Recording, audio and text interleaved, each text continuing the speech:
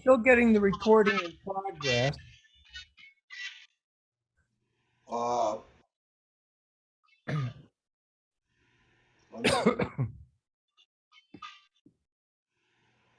me check. How about now? Uh, How about now? Still saying recording. Oh, well, I can stop that. I was just wondering, how's my voice? Better. Sounds better. Okay, I can stop the recording. I'm changing the settings on the suppressed background noise. Okay.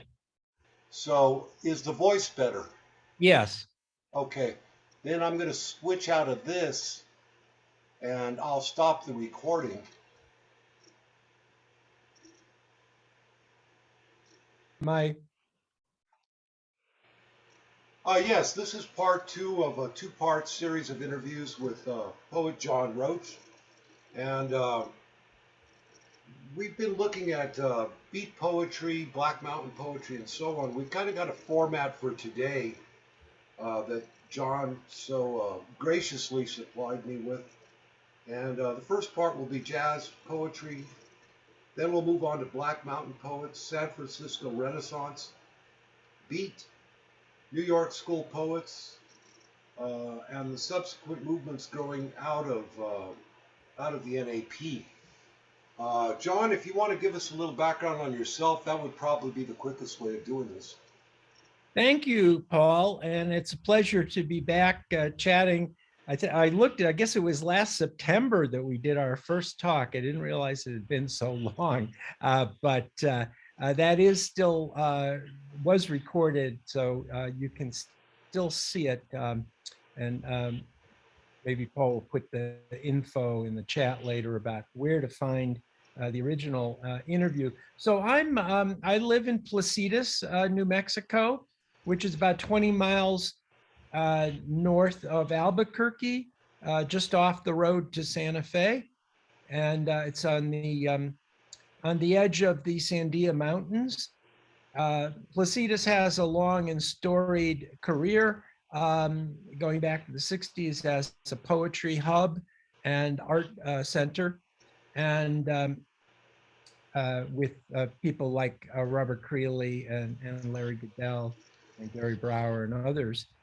So I'm hoping that we will have a talk, a conversation with Larry Goodell sometime in the near future, because Larry, who has lived in Placitas since about 61, 62, is the real chronicler of the whole scene here. And so that should be something to look forward to. I retired from 40 years of teaching in 2019.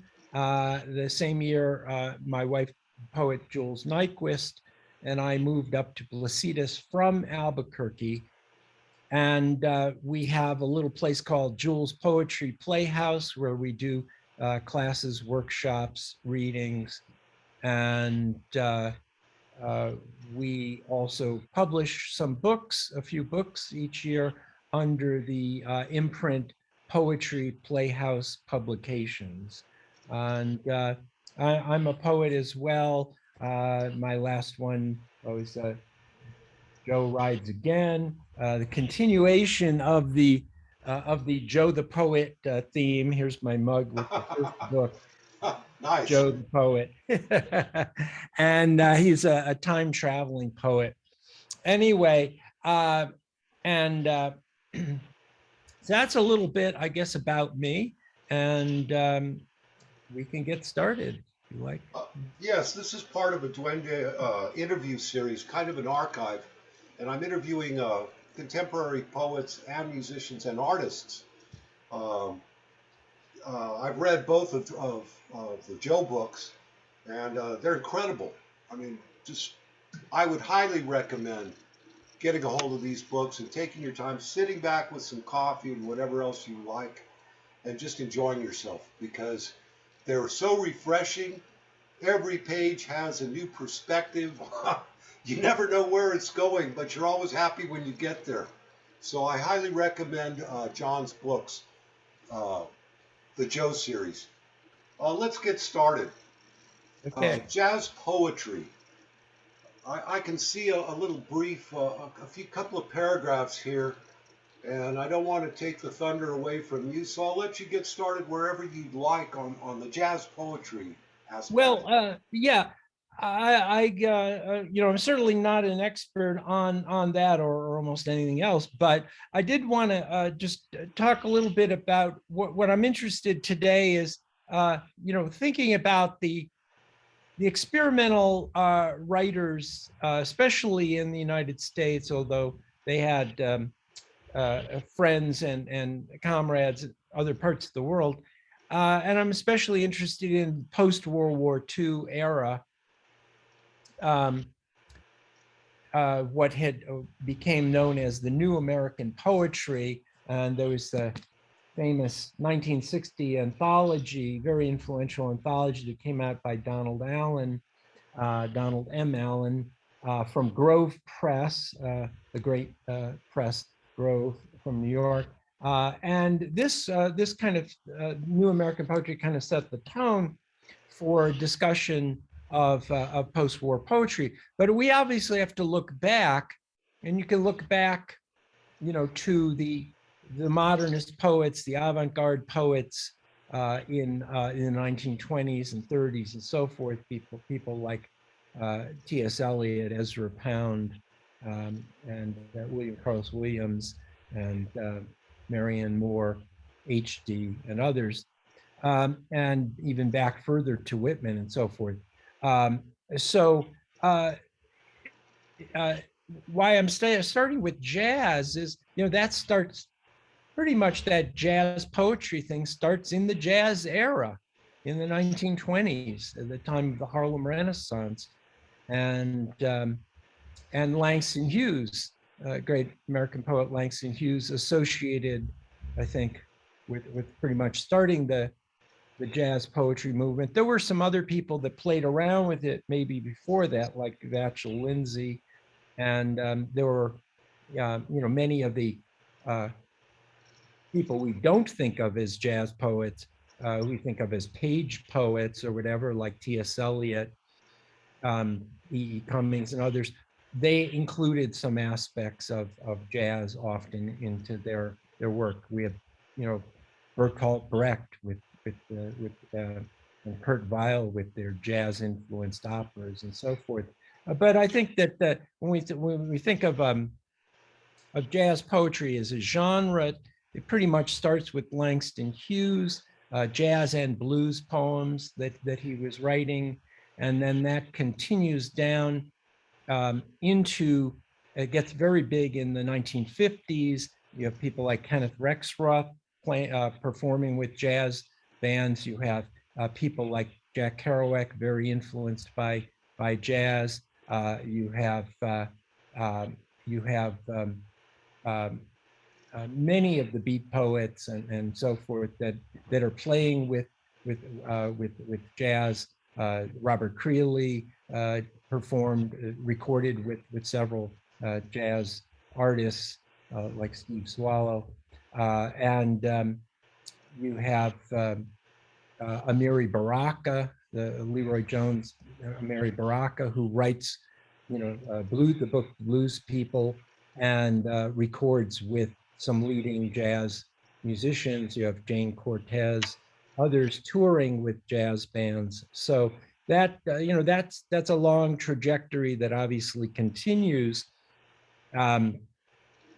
But I want to start with jazz because I think, when we talk about innovation in poetry, in 20th century poetry, and 21st century poetry, when we talk about experimental poetry, what are they, what are they trying to do?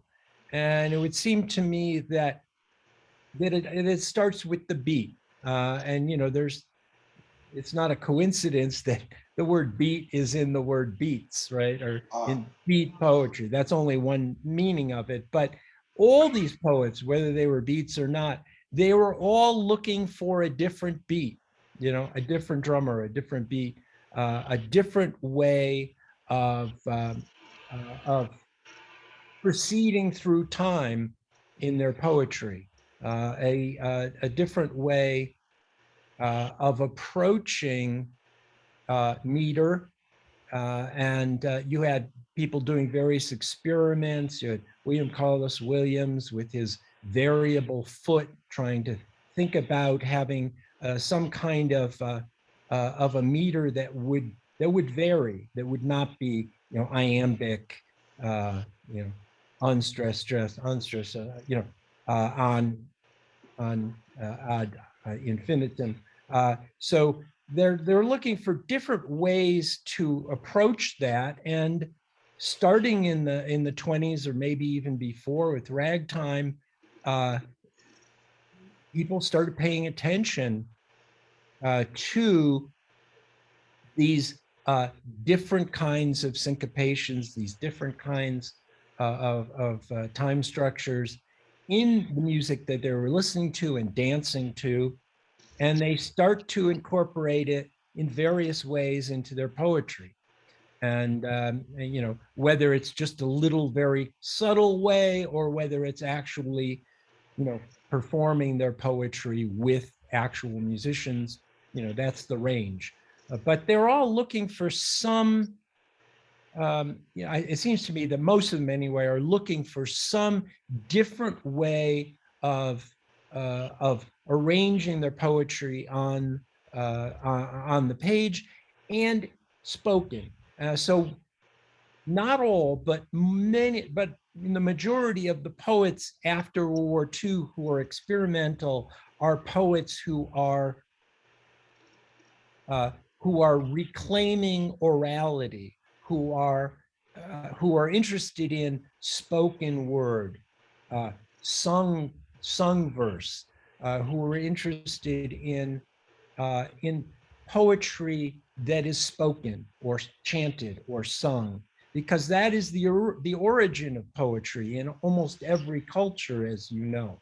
We think about the troubadours, strumming. We think about the Irish poets with their harp. We think about the ancient Greek poets with their lyre, and the same thing in Africa, Japan, China, um, the Middle East. Everywhere you found poets, traditionally you found musicians. The poet was almost always a musician. The word bard indicates somebody who is a musician and a poet. And so the jazz poetry thing is one major current that allows for that.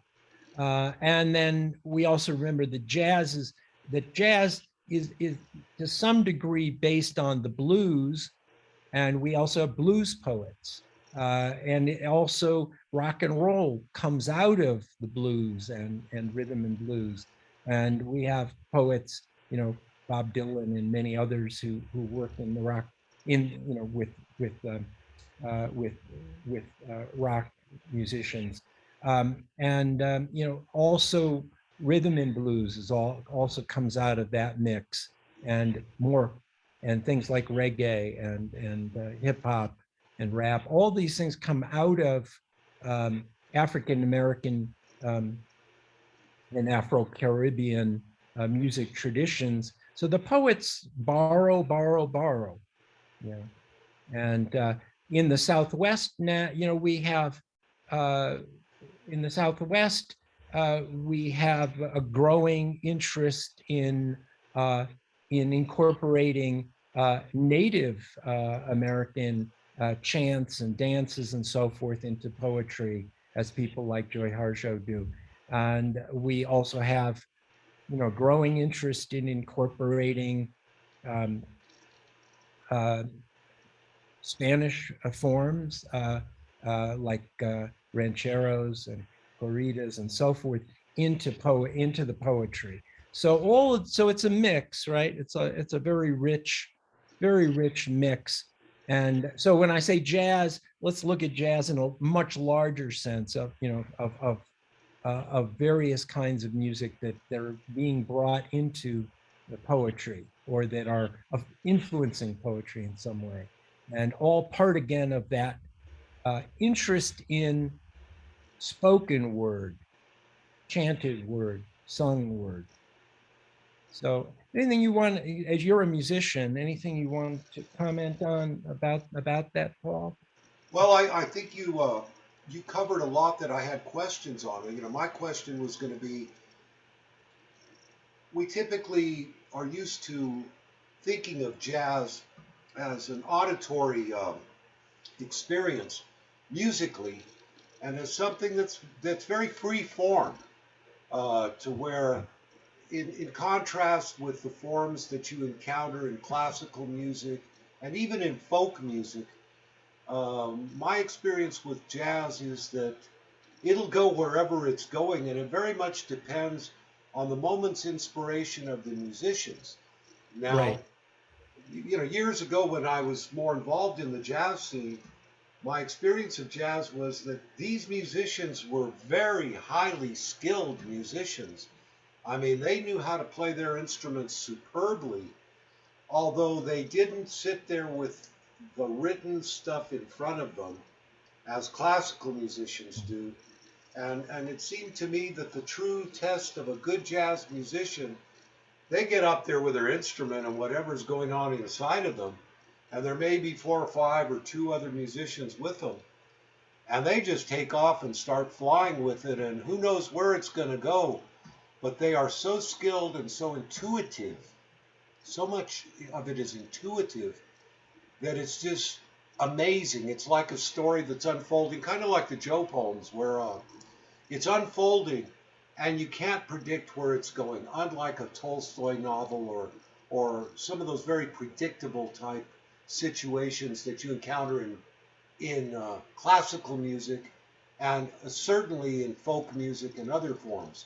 So that was my experience of jazz. I was going to ask you, now, how does that translate over into the written word, into poetry? And what's the corollary? I mean, what is the Yeah. parallel? But you got that. You did a very good job of covering Thank you. how these people took jazz and modified the written expression into an oral expression with changing meter and so on, and opened it up, and at the same time returned it to the roots of poetry as something that is oral with musical accompaniment, kind of Yeah. this dance, this interplay between the musician and the orator. So you covered that without me asking. Thanks. I was just, when you were talking, I was just thinking about one of the greatest uh, prose descriptions of that of jazz improvisation is James Baldwin's story Sonny's Blues, which is the story of a father whose son is a great aspiring jazz musician, but also a heroin addict, and he has this page-long description of Sonny just taking off, and he goes through the whole as he goes into his jazz solo. It's a beautiful passage. It's anthologized a lot. You can find it on online, I'm sure. But that reminded me of that. Anyway, yeah, so many of the experimental poets talk about improvisation in various ways. We get that eventually, we get the freestyling thing with some of the slam poets, where, when some of the hip hop poets who are up there and they have to come up with the poem on the spot. So that's directly analogous to a jazz musician. Uh, and others who maybe don't go quite that far do improvise. I mean, certainly I don't do too much. Well, these days I don't do any stand-up poetry, but I would often change certainly the inflections and sometimes the words as the moment dictated, So when you get into that performance groove, you do start to improvise in some ways. At least I did. Could I share screen? Can you with something for a second? Uh, can you I can think I you can. Uh, you've disabled participant screen sharing. So I think you need to go into where it says share screen and enable. Is there a place where it allows you to enable share screening? I just clicked multiple participants can share simultaneously. Yeah, all right, good. Yeah, I just wanted to pull up a little Jack Kerouac thing, if I can find it.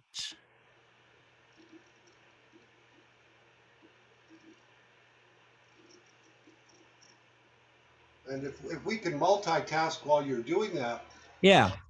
as you were talking there, I remembered a memorial that occurred at Tortuga to Stuart Warren for Stuart Oh, Warren. yes. Oh, yes. And Uh-huh. there was a black poet out of Colorado there and several musicians and so on. And he asked me if I'd accompany him.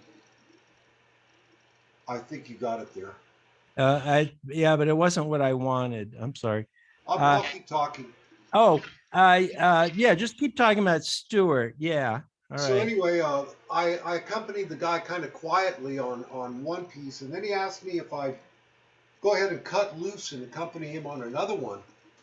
And we did that with Pax and several other musicians.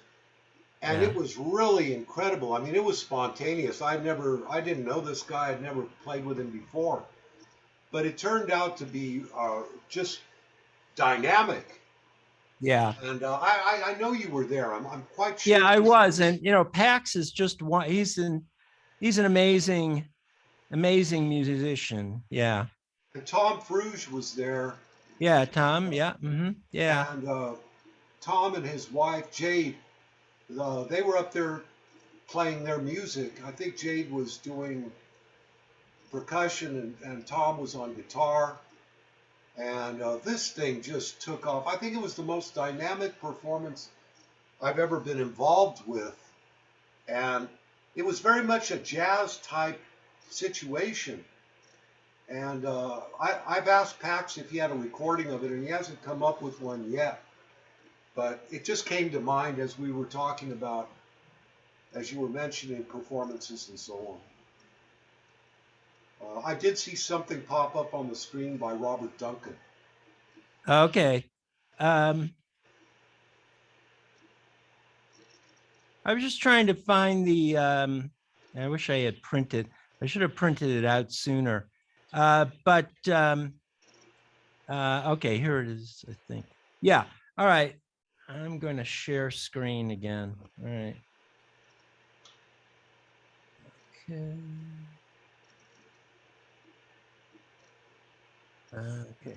This is, can you see this on your screen? Yes, Essentials of Spontaneous Prose by Jack Kerouac, right? yes, And so uh, uh, Jack, of course, was a novelist as well as a poet, but he was kind of approaching both of those genres through a kind of jazz eye, and very interested in performing live. He has a couple of great CDs with Steve Allen on piano behind him, and with some other musicians he performed with as well. So so this notion of spontaneous prose, it's also applicable to spontaneous poetry, I think. And so he's explaining his prose, no method, no periods separating sentence structures already arbitrarily riddled by false colons and timid, usually needless commas, but the vigorous space dash the vigorous space dash separating rhetorical breathing as jazz musicians drawing breath between outblown phrases, measured pauses which are the essentials of our speech, divisions of the sound we hear, time and how to note it down, he quotes William Carlos Williams. So that's the project, right? That's the project, to find new ways of organizing speech in time and to do it without any traditional grammatical, punctuational, restrictions. To do it as uh, as what Charles Olson said, instanter. Do it instanter, right? Yes. Get it down as quick as you can, right? And so he talks about trance states. He talks about various other things in this. You can. Um, he wrote several essays on his techniques, which you can Google. Anyone can Google and find out. I'm going to stop sharing. All right. So that again, William Carlos Williams, Jack Kerouac, Denise Levertov, William Carlos Williams, Amiri Baraka. Many of these people are talking about what they're trying to do. And I point out the New American Poetry book. One of the nice things about this anthology in the back is their statements on poetics, the poetics, your methodology, how you proceed from many of these. And then Alan went on to do a whole book of the poetics of the New American Poetry. So since if you're an artist or a musician or a poet who's trying something new, then you want to explain, or at least give people a hint at what you're trying to do. And certainly that's what Kerouac's doing in that case. Yeah. Mhm. Well, I noticed that as we looked at that at Kerouac, at what Kerouac stated in that document there, um, it brings to mind a contrast that I've encountered more recently. He's very much suggesting that you don't have a preconceived notion of what you're going to do with the poem as you approach it. You don't sit down and formulate for 2 or 3 months or 10 hours or whatever. Here's the structure. Here's the topic. I'm going to start with this and proceed through this, much like you would do constructing something from the rational mind. Yeah. And, although we didn't dwell on each sentence in that, what would you call what Kerouac wrote there? A guide? A guide? That sounds good. Yeah, a guide. Yeah. Mm-hmm. What I did notice as I scanned over it is that he was very much suggesting you sit down with no idea of what idea you're going to express. You let the words come to you. You don't critique them as they come and start questioning the inspiration, I would call it. You don't Yeah. start questioning that inspired voice within you and saying, well, I don't know if I want to use this word or the other word. You take the word, you take the sentences, you take the ideas, and you put them on paper, having no idea beforehand where you're going with any of this or what the topic's going to be. And at the end, you do a minimal type of editing, maybe for just, you know, typographical errors or something that you spot that really wasn't what you wanted there or wasn't what the spirit wanted there. So I see that as opposed to what I've encountered with many poets today who sit down and say, I'm going to write about this event. Much like, the old classic poets would do. We're writing about the Trojan War or whatever. And they go through and here they are. They're proceeding through the whole thing, historical type or documentary type poetry. So it seems to me that Kerouac was suggesting something very different from a cataloging of events. Yeah. I think it seems to me, he's looking at some inner landscape excuse me, that's uncharted, Yeah. uncharted, an uncharted inner landscape. Yeah, I like that phrase, an uncharted inner landscape. And I think that applies to a lot well, poets going back to Rimbaud and Whitman and others who are, trying to chart the uncharted inner landscape. So, and they probably back to the Romantics. So, yeah, good point. Um, I guess I would say that that notion of spontaneity is certainly important. Ginsberg famously has a phrase, first thought, best thought, Yes. which suggests that you're not going to overly revise. And certainly we have, I think, a division today, even between poets that revise a lot and poets that are wary of too much revision. I know Larry Goodell is wary of that. I'm wary of that. Um, but people that come out of the more kind of MFA program kind of thing, they're taught to do a lot of revisions. So it's a very different approach, um, which doesn't mean that there is no preconception, and it doesn't mean that there is no revision. Kerouac was a novelist. When you're writing, On the Road went through a lot of revisions over a decade. So of course, when you're not writing a novel, you have to have a somewhat of a framework and more revision than you would maybe in your poetry. But there's some of, uh, there's always some spontaneity in the most traditional poet, and there's some revision in the most spontaneous poet. So it's not an either or. It brings to mind many years ago. I've been writing poetry since I was 7 or 8 years old.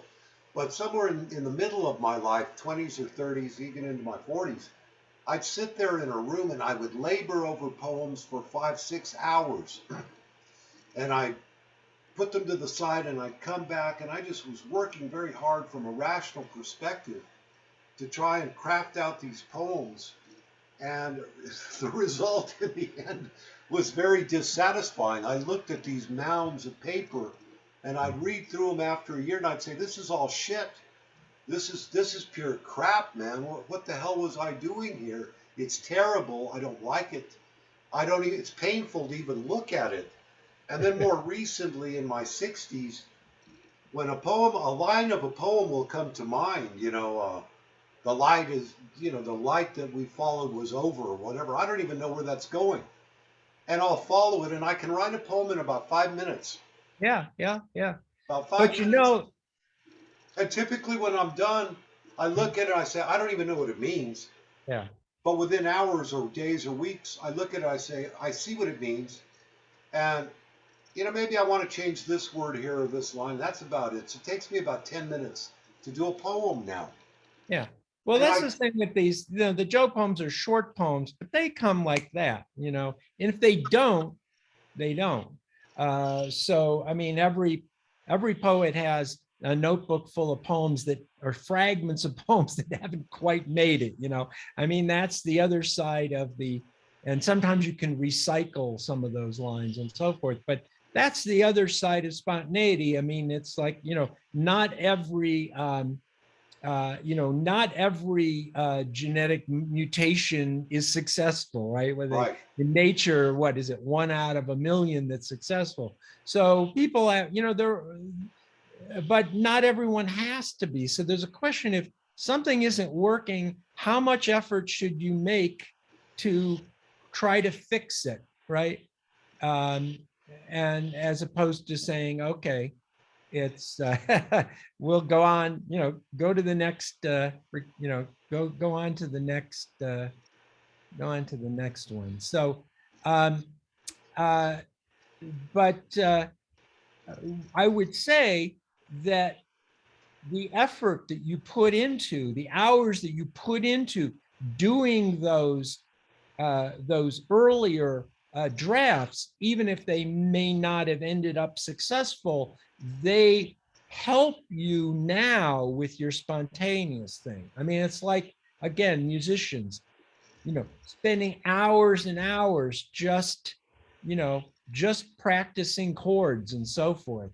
Uh, uh, Jazz musicians, the most spontaneous jazz musician has to have spent hours memorizing the American songbook, right?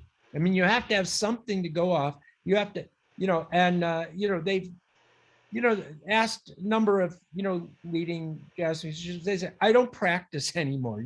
I practiced, for 10, 15 hours a day for 20 years. Now I don't practice. My practice is performing, but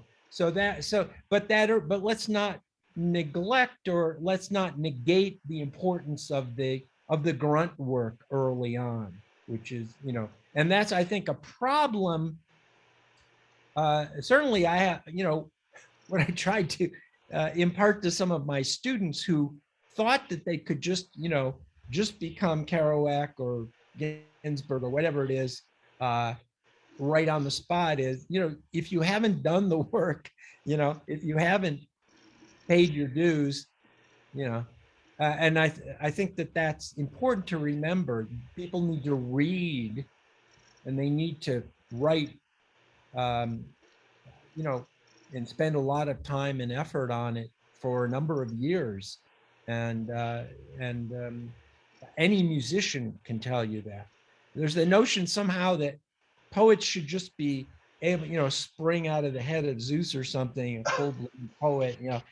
No musician. I mean, if you're a musician and you hadn't spent hours and hours on your instrument, no one would want to hear you. No one would let you on the bandstand unless you had the basic chops down, unless you had a fairly good repertoire of songs that you could play off of. They wouldn't let you on the bandstand. But, again, we have this notion, that, well, I read a couple of books of beat poetry, so now I'm a beat poet or something, Yeah. or now I'm a slam poet, yeah. So I think anyway, that's a brilliant observation. They're very insightful and useful. I've seen it with musicians who haven't spent that time learning arpeggios, learning different techniques from whatever form. They haven't spent that time practicing and practicing and trying to acquire the skill that they could later implement and innovate with. I've seen it with musicians. They get up there and they think, well, all I got to do, is just hit whatever comes to me. And they have no skill playing the instrument whatsoever. And you sit there and, you don't want to hurt their feelings, but you feel like saying, wouldn't it be nice if you went and learned how to play first and then innovate after you learn how to play the instrument? Because you're just making noise. yeah, It's cacophonous. And yeah, the same with poetry. Uh, I had never thought of that, but I'm glad you brought that up. All those hours spent reading all of these different poets and trying to emulate them and pounding and pounding and pounding, and finally you say, I'm through with practicing. That all builds up to the ability to be yeah, able to freeform fly and just say, I don't need to practice, I don't need to think about forms musically or as a poet. And that had bothered me for quite a while recently, for past few years, of people thinking they can innovate when they haven't even acquired the basic skills in whatever it is they're innovating with. well, in William Blake's day, you began as a poet by imitation, writing imitations of other poets, right? Writing, or satires, but usually imitations of. And and that's still a good practice, because if you can, and now, oh, imitation's bad, but yeah, but as a practice, it's quite useful. So that's something to recall. I was just going back to your other thing by saying, contradicting myself, and to some extent, I would say, well, 3 chords might be enough, if you want to be a punk rock musician, but not if you're going to play jazz. I mean, and again, if you're a folk musician, you could maybe get away with with a few chords, or punk musician, but anything more than that, forget it. So, yeah. Well, I see here Black Mountain Poets is in front of me. Denise Levertov, Oppenheimer, Ed Dorn, uh, who you introduced me to his work, Robert Creeley. How about we take a look at the Black Mountain Poets? Yeah. So again, back to the New American Poetry Anthology. It's organized into several. In 1960, it comes out. It's organized into, and what's important about this anthology is it introduces America to a lot of poets people had never heard of, and these are people who are not, for the most part, in the academy. They're not people who were being published in the Poetry Magazine and the big Kenyon Review and the other big journals. They are, mostly young, and often self-publishing on mimeograph machines and that kind of thing. And so he divides into several groups. The first group is the Black Mountain group, then the San Francisco poets, the San Francisco Renaissance poets, then the Beats, then the New York School, then another category of younger poets. So Black Mountain College, I think I may have mentioned a little of this last time, if I repeat, but it's an experimental college in outside Asheville, North Carolina, founded by progressive educators associated with John Dewey in 1933, and they have the blessing of an influx of refugees from Germany, where the great Bauhaus Institute of Art and Design was shut down by the Nazis, and the teachers and students from there, who included great artists like Joseph Albers and his wife Annie Albers, the weaver, and Walter Gropius, the architect, and so forth. They come to this little school because they don't have a job. They're refugees in America. They go up to the mountains of North Carolina to teach. So you have this really interesting connection between kind of American innovators and European artists, and that goes on until the 1940s. They start doing summer schools, and they have summer schools devoted to various arts, like a photography summer school, and a printmaking and pottery, and all these things. And they bring in, for these summer schools, amazing people, like John Cage and Buckminster Fuller, and world-class potters and artists from around the world. People, abstract expressionists from New York, like Franz Klein and Willem de Kooning and Robert Motherwell and so forth. So you have this incredible stuff going on in this tiny little place up on a hill in North Carolina. And then 1948, Charles Olson comes there as a visiting teacher. He's there, I think, 48, 49. Then he goes down to the Yucatan on a Guggenheim to do some research into Mayan culture. And where he's there, he writes these amazing Mayan letters to his friend, Robert Creeley. And also in 1950, he writes a very influential book, essay very influential essay, Projective Verse, which lays out a lot of what we were talking about, a new kind of spontaneous poetry. We can talk about that more later.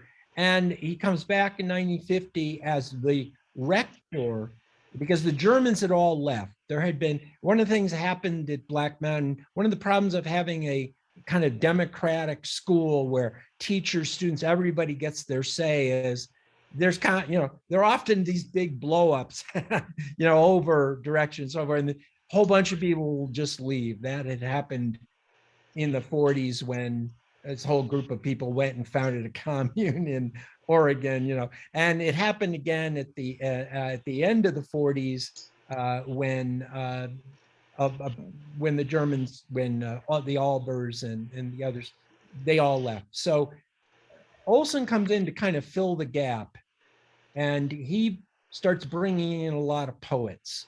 And again, there had always been poets there, but Black Mountain had been primarily a visual arts school, primarily. It had everything, but that was the focus. And so then it becomes more of a literary school. You also have other things going on in the 50s. They built a kiln. They get very interested in ceramics, pottery. They also start Jonathan Williams, poet Jonathan Williams, who lives nearby, starts a press, so a printing press. So they start getting into bookmaking. So there are other things going on, but the main, and there's also a farm. They have their own farm, and that's important. But the main thing in the 50s is it becomes the kind of a poetry center. Robert Creeley comes from Spain from Mallorca to teach there. Robert Duncan from Berkeley, California, comes to teach there. And you have a number of students who became famous, like Ed Dorn, who we know well in the Southwest, and Joel Oppenheimer, who then becomes a leading New York poet and journalist. And you have, again, Jonathan Williams, we just mentioned him. And so that's all going on. That people sometimes call it, the beatnik era. Black Mountain is this very kind of very, I mean, when the Germans were running it, people had to dress, full formal dress for Saturday night dinner and this kind of thing. And there were, there were, people, there were codes about how, women and men were not supposed to visit each other's, dormitories. All that, of course, broke down in the 50s, where, things became a lot more loose or fun, depending on how you look at it. Unfortunately, the poets didn't pay the rent. Well, I should say it's more complicated than that. The school had always had financial difficulties, and it eventually fell apart over money and lack of students. This is the Eisenhower years, and not many Americans wanted to go to this, weird place. And so it folds in 1950, end of 56, officially beginning of 57. So anyway, that's, but out of all this, you have this thing called the Black Mountain Poets, many of whom were never at Black Mountain, like the English poet Denise Levertov, who became an American poet, but originally from England, and Larry Einier, and others were not actually at Black Mountain, but they're kind of associated with it. There are also other poets who actually taught at Black Mountain, like Hilda Morley and M.J. Richards, who became a famous potter. They were poets, but they're not Black Mountain poets because they were there before Olson was there. You know, I mean, so you get these arbitrary labels, right? I mean, you know, academics come up with arbitrary labels. What's a Black Mountain poet? You know, and you know, so you have people who are kind of Black Mountain poets that weren't alive when the school was there. You know, so it's like anything else. But the basically it's poets that are influenced to some degree by Olson's theories, which had to do again with the oral, with the breath as a unit, with listening, with the ear. It has to do with trying to get it down on paper as fast as you can, kind of trick the rational mind into getting it down.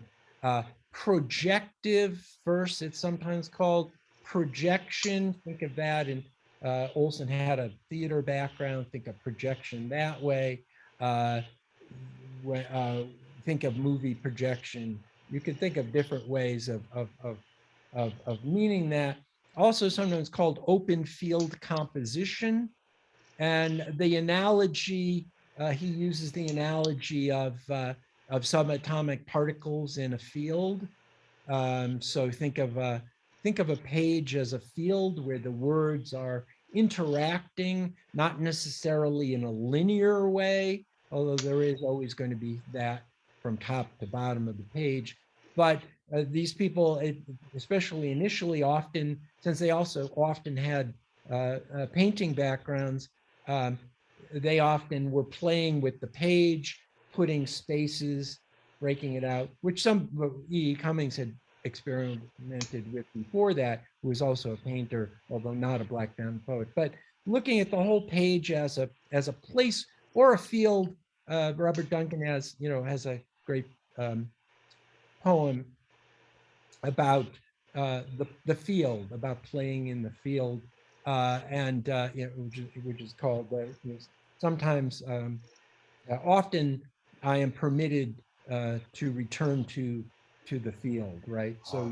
So that sense of going back to the field that we played as children, the child, the the child mind, right? And play. We have the poet. Jules started the Poetry Playhouse. So that sense again of the canvas or the page as a place of possibilities, a place where you are permitted to play, and where things are not necessarily linear, not necessarily A to B to C.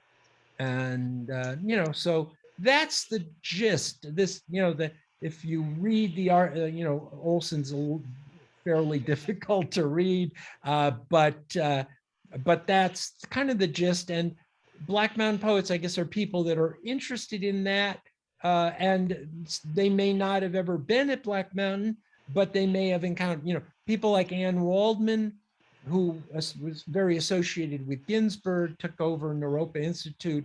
She was, went and saw as a young person, went to Berkeley in '65, saw Olson speak. It affected her a lot. People like our own Margaret Randall, interested. She's, I think, closer to Robert Creeley, who was a very important collaborator with Olson. But Diane DePrima is a very interesting figure. Again, we could talk about if we had time. Who's involved very much in the Beat movement, the San Francisco movement. Also has ties to Black Mountain. Leroy Jones, who became a Mary Baraka. Leroy Jones, Olson was his mentor. He was never at Black Mountain, but Olson in the 50s was his mentor. And he was also very close friends with Creeley. And then, as we mentioned before, becomes a jazz poet, but still has that Olsonian sense of how you approach poetry, so you have a lot. So these are complicated, I guess, terms to get down in a few minutes, but you have a group of people that are reading each other, conversing, talking about what poetry could be. Okay, I'll leave it at that for a second. Yeah. So it kind of segues into the San Francisco Renaissance poets, and somewhere in the back of my mind, I keep thinking of Einstein and what was going on in the field of physics. Maybe about the same time that these poets from the 20s were going into the jazz type aspect. Yeah. Einstein was also questioning a lot of stuff that had come before him, Oh traditionally yeah. in classical physics, Yeah. and even questioning the ideas of time and space as being absolute entities unto themselves, Yeah. which he had been questioning for many, many years. And I think he referred to David Hume, uh, and I'm trying to recall. There was something about Hume where he said there is no such thing as an independent entity called time as or space as Yeah. some immutable entity out there, and so that kind of uh, parallels this thing of play and a field of play. Field Yeah. of play. It's not absolute. It's not something that is subject to rigid structures and so on. It's more of something that comes about through people entering into it and making change happen. Yeah. And it's that change that defines a field or a space or or time, the passage of time or development, is through the people playing in that field. They Yeah. actually make it happen. Yeah. So yeah, I mean, obviously, Einstein it kind of breaks open our whole conception of reality. There were other thinkers around his time or a little earlier, uh, Darwin, Marx, Freud, and so forth. That were also doing things like that. So around 1910 or so, the modernists are, they're just reeling from all this new stuff that's happening. And we get then cubism and futurism and many other movements from that atonal music and so forth. So the poets are working on that. And then of course you have Heisenberg coming in, indeterminacy principle, and Niels Bohr and so forth, and the atom bomb. And all these are part of the mix that are affecting the poets like they're affecting everyone else. So the poets are trying to respond to. And quantum physics is certainly one of them. And then cybernetics, the beginnings of that. Olson corresponded with Norbert Wiener, the founder of cybernetics. So you have all that stuff in the kind of rich mix of how people are reacting to things. Let's see, back to San Francisco. You mentioned San Francisco poets. So there are, we talk about a San Francisco Renaissance, but it's really comprised of people throughout the Pacific Northwest, right? So we have Kenneth Rexroth in San Francisco, who's interested in jazz, interested in other kinds of innovation, and a mentor to a lot of younger poets. Over in Berkeley, we have Jack Spicer and Robert Duncan teaching, and again, very involved with the art world there as well.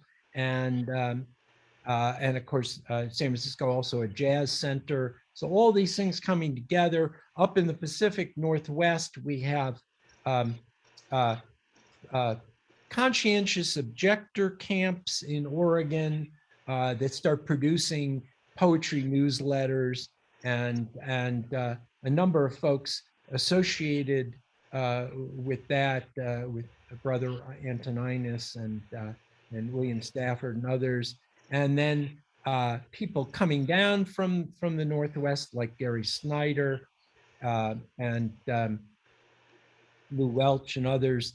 And we have these circles of people coming together in the Bay Area, and we're talking mid 50s, and we have, or actually early 50s.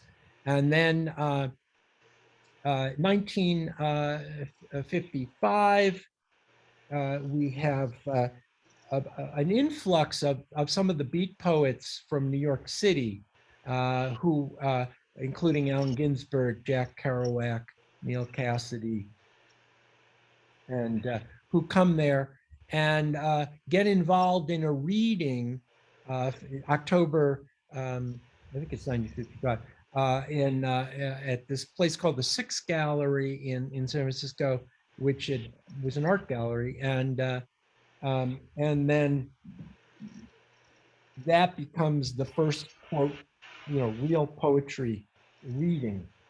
That's where Ginsberg reads Howl for the first time and so forth. And Lawrence Ferlinghetti lives in San Francisco, retired naval officer, and poet. Um, Talks to Ginsberg at the end of that, says, I want to publish this poem. He starts his own press and his own bookstore, City Lights, which is still there. Both are still there, thankfully, in North Beach. And then starts publishing his own poems. And of course, we think about Howl is the great poem, that kind of is the kind of atom bomb poem for the poetry world. But it's Ferlinghetti's Coney Island of the Mind that sells the most books. Really? That's the book that was really on, and that and that I think came out in New Directions. So that so you have other people who are starting to publish, getting involved with the Six Gallery reading. You had Michael McClure, you had Gary Snyder, the neo-surrealist Philip Lamantia. Did I mention Philip Whalen, Zen priest, and Ginsberg? Ferlinghetti and Kerouac are in the audience. Kerouac's contribution to the evening was bumming money to go out and buy more wine. And chanting "Go, go, go!" So he was the cheerleader. So you have that, that the kind of impetus that where the San Francisco people have their own identity, but then they're getting merged into, when the New Yorkers come, there's this new, this new particle physics thing, right? So new particle comes in and changes the whole equation. And Robert Creeley, just I think the next year, he comes, he leaves Black Mountain as the ship is sinking. He takes a bus down to Albuquerque to see some friends and spend some time here, a couple months here, and then goes to San Francisco and spends a couple of months drinking with Kerouac, drinking and seeing a lot of the friends, a lot of the San Francisco poets, meeting them and getting that going. He comes back to Taos, and where he lives for quite a while. Eventually moves to Albuquerque, then to Placitas. But one thing he does one last thing for Black Mountain College, which is to publish the last issue of the Black Mountain Review. It was a little, magazine that was printed there on campus. And the last issue, he gets Allen Ginsberg to be the co-editor. So it becomes known as, quote, the Beat issue. And they publish, of course, Michael McClure, Gary Snyder, Philip Whalen, Kerouac's little jazz influenced story, October and the Railroad Earth. So we Ginsberg, so we have then is this kind of uniting of these three factions or three communities of the San Francisco poets, the Black Mountain poets, and the Beat poets. And I think ever since, it's hard to tell them apart, and a lot of, David Meltzer, who is the youngest of the San Francisco poets, he went on to, publish a couple of anthologies on the beat scene, so he became known as a beat. All these, Ferlinghetti, Gary Snyder, they all become known as beats, even though they weren't beats. And and again, they get connected to Black Mountain, which is fair because Ginsberg, all these people were reading Olson. They were all reading Creeley, Olson, Duncan. They were, it was one fairly small community. That's what we think about now when we have tens of thousands of people involved in the slam world and, hundreds of thousands maybe on the Instagram world. But, we're talking about, this all starts with, maybe 10 people in New York City and, another 20 people in San Francisco and so forth. And then, in mushrooms, but it's still in the mid 50s. It's still a pretty small community, and so that's San Francisco. We get also, of course, the place where the music scene comes out of, and people like Jim Morrison, who was studying film and English and so forth, and was influenced by Michael McClure, Jack Spicer, and so forth. So that whole scene comes out of it. By the 60s, you have Haight-Ashbury, you have people like Richard Brautigan, the most famous quote hippie poet, who starts out hanging out, in the coffee houses in North Beach, wanting to be a San Francisco beat poet, but can't quite make it. And then because he's too young and so forth. And then the Diggers, the anarchist group that helps start the hippie movement, Diane DePrima, one of the poets involved with that, Peter Coyote, who's best known as the voice of all those Ken Burns documentaries, he's involved with it. They've got soup kitchens and free clinics and all that. And they start printing broadsides of Richard Brautigan poems, and some New York critic picks one up, and suddenly Brautigan is famous and selling millions of books. And, but it all starts with just a few people. Which is, the way it usually does. And so I think at this point, we're kind of looking at the beat poets, how this kind of coalesced into what became known as the beat poets. But what I'm seeing here is several strands. It's like a bundle. It's not a single strand leads to this, but rather this bundle starts developing, and it has different strands with different colors, sizes, and textures. So it's a quantum thing. It's a fractal thing. It's not a linear thing, right? So you have these different communities, and so that just start to overlap and intermarry or whatever. So, so one of the first is the so-called beat generation in New York City in the early 1940s. You have a few people who are Ginsberg and Kerouac meet at Columbia University along with their friend Lucian Carr and some others. They meet at Columbia University and start kind of literary, salon kind of thing.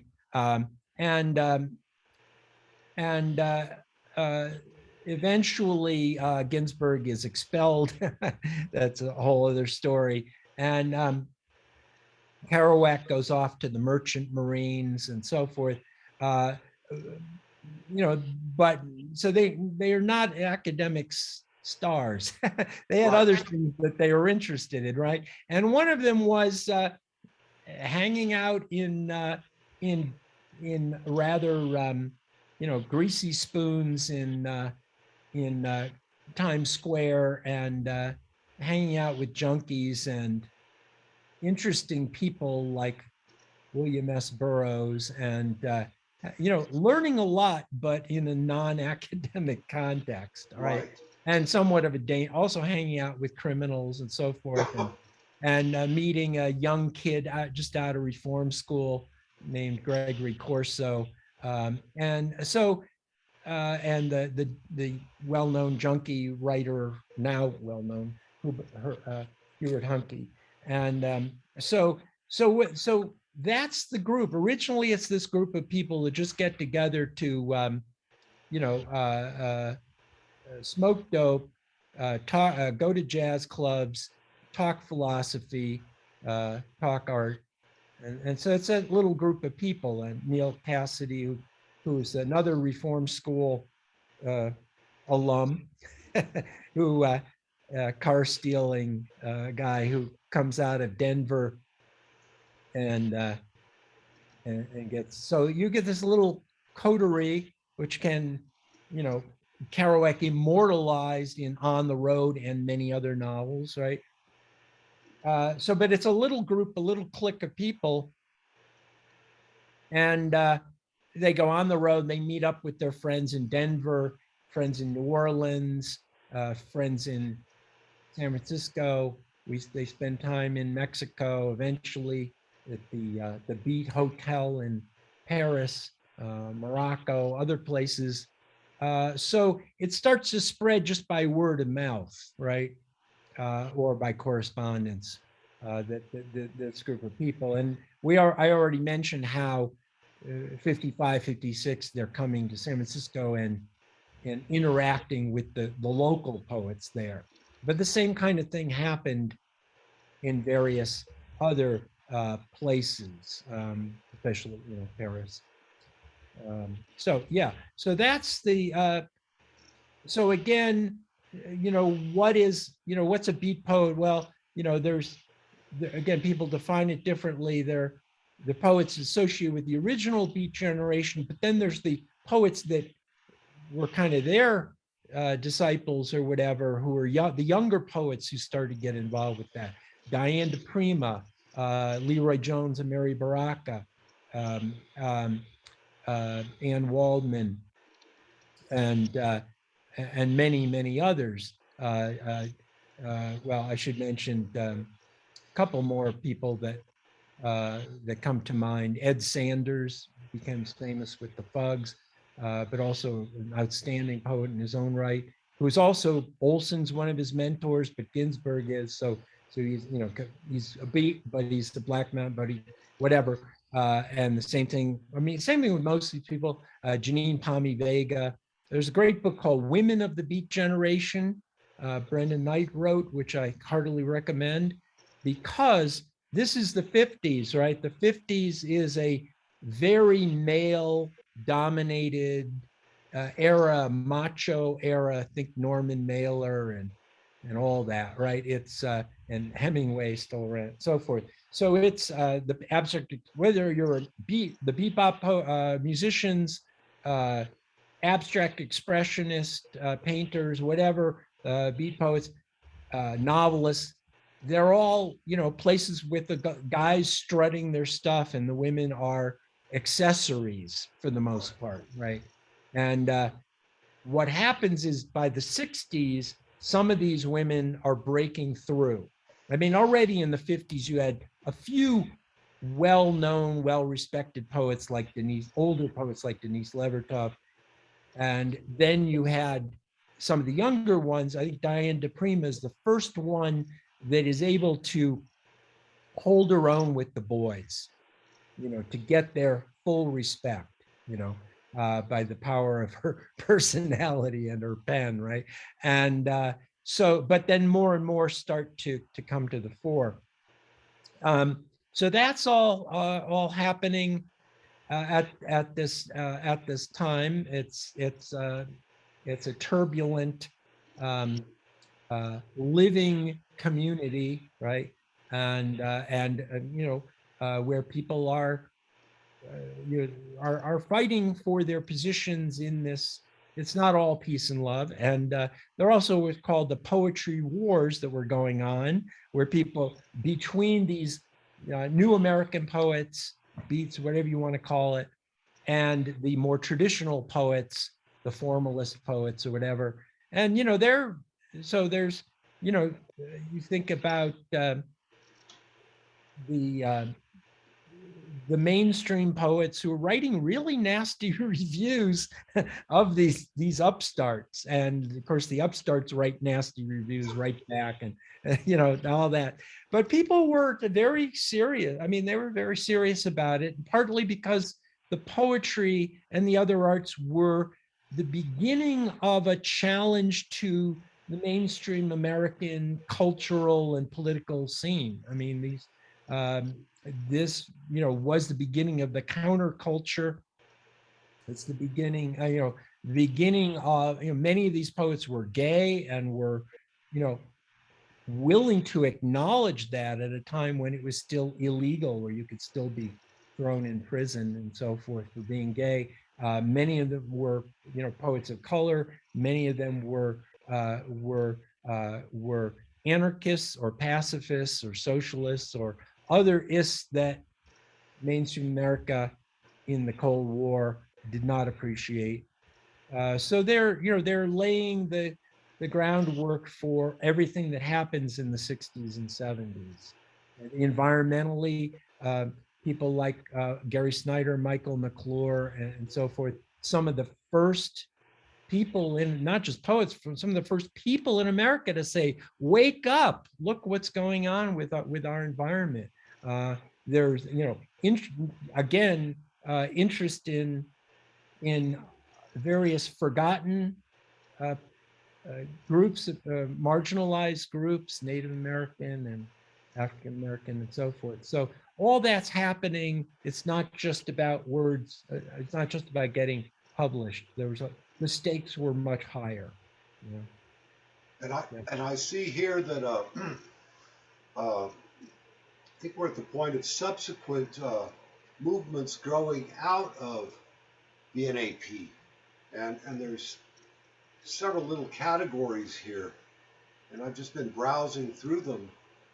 We've got the Black Arts movement, the Yeah. agitprop poets, deep image poets, neo-surrealists, ethno-poetics, eco-poetics, and bioregional poetics, slow poetry, performance, slam, and ASL.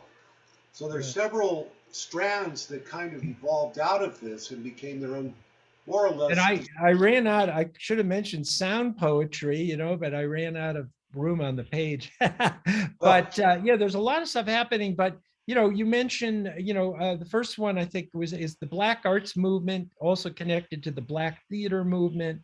That Nikki Giovanni, Sonia Sanchez, Leroy Jones, who changed his name to Amiri Baraka, uh, and so forth, are involved with. Again, coming directly out of the Langston Hughes tradition with jazz and with an interest in all aspects of African American culture. These, they're putting on plays. Baraka's Dutchman is probably the most famous. They're putting on readings. They're doing artwork. All this is happening as part of the civil rights movement in the early 60s, as part of the Black Power movement in the early 60s, as part of everything that's going on, and uh, Boston, New York, Philadelphia, Los Angeles are centers of this, and so that's important. You have the group then by the late 60s, group called the group called the Last Poets, who are musicians and poets who record a number of albums. You have people like Gil Scott Heron, musicians, songwriters coming out of this.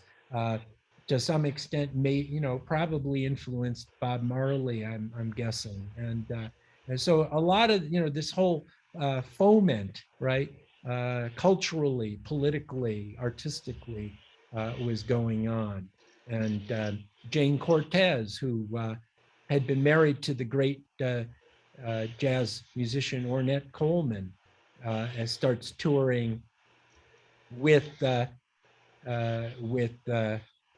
his band, with members of his band, like Dewey Redman and so forth. So Jalaluddin Tupuma, and so forth. So all this is, this is a kind of a game changer culturally, and people like Lucille Clifton that are on the edge of that, and so forth. Um, and that, I guess, leads me. Think maybe the second group that I wrote were agitprop poets, poets who were involved in poetry as part of demonstrations, as part of spoken poetry, as spoken or shouted poetry as part of anti-war protests, civil war protests, civil rights protests, and so forth. And and you have this Angry Arts Collective in New York City in the late 60s that rented a flatbed truck, put speakers on it, microphone, went from neighborhood to neighborhood declaiming poetry, and they had musicians there, and so forth. Amiri Baraka is part of that. My old colleague at RIT, Sam Abrams, was part of that. Joel Oppenheimer, and Ed Sanders, and Thule Kupferberg from the Fugs, and a lot of these people very involved with that aspect of, which goes completely against the the academic poetry Parnassian notion that the poet is up on the mountain looking at the world and not part of it. And these are poets in the street. You think about Ginsberg at the Chicago. You think about Ed Sanders helping to organize the Yippies, the Youth International Party protests at the Chicago Democratic Convention in 1968 that, ends up in that horrible police riot that those of us who are old enough remember. And Ginsberg sitting there in Grant Park chanting Om as the tear gas is wafting. You have, all these people were, even people that quote non-political like William Burroughs were still marching in these protests. So the poetry's asked, part of this. Robert Duncan and Denise Levertov, very well known for their anti-war poetry, as were people like Robert Bly and others. So all that's happening, and the agitprop is just one aspect of that. Also connected again to the music. I mentioned the great Fugs satirical folk rock group, the Fugs, who were, writing songs like CIA Man and so forth. And they and groups and John Lennon coming to New York, getting involved with that whole radical scene there in the 70s, early 70s. And then John Sinclair in Detroit, in Ann Arbor, who is a poet, a great blues scholar and blues poet, who was sentenced to 10 years in prison for 2 joints of marijuana because of his involvement with the White Panther Party, which was a radical party affiliated with the Black Panther Party, and some of you may know the documentary, "The U.S. versus John Lennon," about how John Lennon helped free John Sinclair from prison. J. Edgar Hoover never forgave him for that and hounded John Lennon until the day of his death. So it's a great documentary. So all this is part of what's going on there, which again, we could talk hours about any of these things. Going back down to things like, we mentioned the environment, Wendell Berry, Gary Snyder, Terry Tempest Williams, others starting eco-poetry, bioregional poetry, whatever you want to call it. My friend Alan Casline started a magazine called Root Drinker back in the 80s, I think.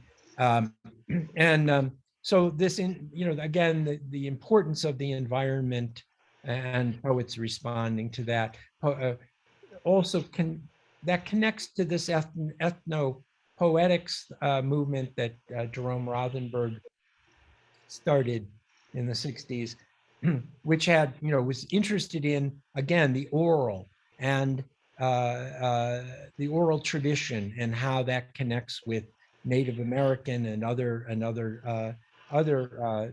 ethnic traditions, and widening what we think of as poetry. What is poetry? Is it something only on a page? Is it something that's only something that's been printed, or is it much more than that? Well, how does it connect with, with communities? Maybe you're in a tribe that doesn't have a word for art or poetry. Maybe it's part of your everyday life. Maybe there isn't a distinction between the poet and everybody else. Poet originally means maker. So in a sense, anybody that makes anything, right? Anyone that creates anything is a poet in a sense, especially if they're doing it with words. So all these various movements are trying to address, I think, some of these wider issues. I'll just leave it at that. Yeah, there's quite a bit of interest on my part in what you've outlined here. Language poetry, which is a term I'm not familiar with. The language movement, poetry movement in the in the 1980s and continued 1980s, 1990s, very big, and it brought in some of these were most of these were academic poets who were influenced quite a bit by Olson's theories and so forth, but then drew more and more from French deconstructionists like Derrida and Foucault and so forth, and they bring a lot of that. So it's linguistically very experimental poetry and linguistically challenged. Anyway, not always very easy to read, but that's one other a different trajectory, and they come out to some degree coming out of the New York school to some degree that we're talked about with John Ashbery and Frank O'Hara and so forth. That's a big influence on them as well. I mentioned also ASL poetry is an interesting one. American Sign Language poetry. Especially now we have the best picture going to film about the deaf community, and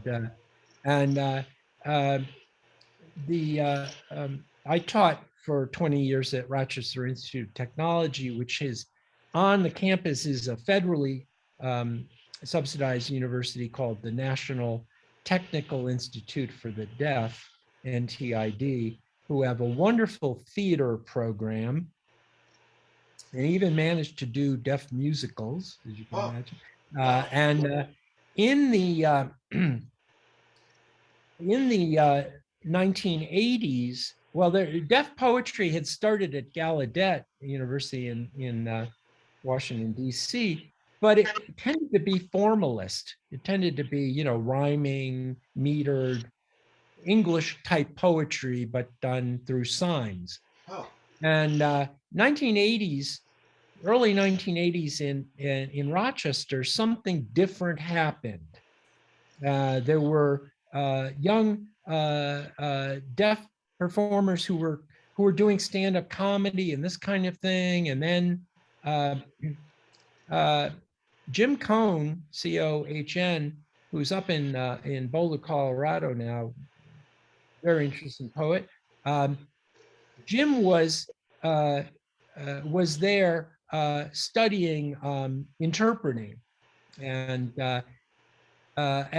he had just come from Naropa Institute, where he had worked closely with Allen Ginsberg and Ann Waldman.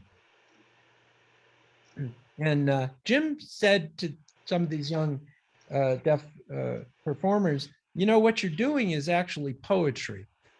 You know, what you're doing is actually poetry. And so they, they started seeing themselves as poets and working, experimenting. At one point in the mid 80s, Allen Ginsberg comes to RIT, to NTID, to a conference, and meets the deaf poets, and and there's this interesting interaction, and all this is chronicled in Miriam Lerner's film called the Heart of the Hydrogen Jukebox, which I think you can find the whole movie. It's like 3 hours, but you can find it on YouTube, I believe. And it's the whole history of ASL poetry. And Jim Cohn, who I mentioned, wrote a book called Sign Mind, also about the history and the poetics of deaf poetry. And he puts it in the context of something we didn't talk about today, which is that the early 20th century poets, the Imagist movement, uh, was influenced by Ernst Fenolos's in research into Japanese um, Japanese letters and the ideograms, the sign words, sign letters. So and haiku and other renge and other forms become very important to the early 20th century poets like Ezra Pound and so forth, and continue to be very influential on American poets of the post-war period. So Jim Cohn says that sign language goes back to that in a way. So we have jazz poetry, but we also have this notion of the word as something you can see, as a sign, and here, some people also have looked at, like Fred Waugh in Canada, have looked at Indian pictographs, or which we have here in New Mexico very much, as also as kind of basis for sign poems. So he's interested in all that whole area as well. But anyway, I strongly recommend folks try to check out the Flying Words Project, which are two poets, Kenny Lerner and Peter Cook, who are just amazing, because they combine mime, spoken poetry. Kenny is the spoken part of the group. Mime, acting, comedy, political satire, all this into a very physical kind of poetry. As I mentioned, the early types of ASL poetry were very, rhyming, metered. They also tended to have stiff bodies, and you just move your hand, right? And these, this younger group of people starting in the 80s and 90s, Eddie Swayze is another friend of mine that does techno punk, uh, techno punk ASL poetry. And, so the younger poets said, use your whole body, use your whole body, not just your hands. And so it became a physical, akin to dance, making a bridge between poetry and dance and mime and these other things. Right? Yeah. So that's a really interesting group. For 10 years, I was involved in an annual thing we called the DEF meets DEAF poetry jam, the Deaf meets Deaf poetry jam, and at a local drinking hole on the edge of the RIT campus. So much fun. We always had hundreds of people there. It was amazing. Yeah. So anyway, that's I don't want to go through everything on the list. Maybe you can share it somewhere. Yeah.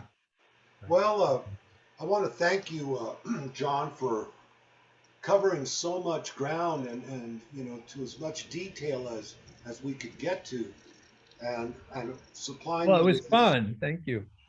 Yeah. this summary is, these definitions are great. I can go back and review them. Yeah. And what I'll do is I'll take what we've got here on the video and I'll edit it and I'll get it up on the Duende Facebook page within the next few days. And Great. I'm really interested in going over this again and looking at it more leisurely so that I can follow up some of these strands. Good. And you can in the Facebook page in the comments, you could link the definition page there too, probably. I think that'd be a good idea if I could somehow get this in there. So Yeah, that because I think I people, sent it as a PDF, so hopefully you could just, you know, just put it into the comments. Yeah, it would probably be. Yeah. So, well, it's been a great pleasure. Thank you, Paul. And as I mentioned, I really want to get together with Larry Goodell, maybe Bruce Holzapfel, John Tritica, some other folks here who are very interested in this tradition. So, and I would like to look at the New Mexico part of it. well, certainly I think there's some strands here that we should follow up on. If you could corral Larry All right, Goodell, let's see. Yeah, I will do my best. and then we'll Yeah, follow up with that one. And I've got a forthcoming interview with Justin Adams, who the musician. great. He's got a new album out that is just fantastic. I'll see if I can send you some links to that. Wonderful. Okay. Well, thanks again. Thanks very much. And Thank you, for everybody who's watching. Okay. and Okay. enjoy Bye. enjoy the warm wind today. Oh, yeah. Oh, yeah. It is the Sirocco wind or whatever. Yeah. Yeah. Well, It good was talking to crazy you. this morning. Thank you, John. Thank you, Paul. All right. See you Talk soon. to you. I hope. Yeah. Bye. Bye.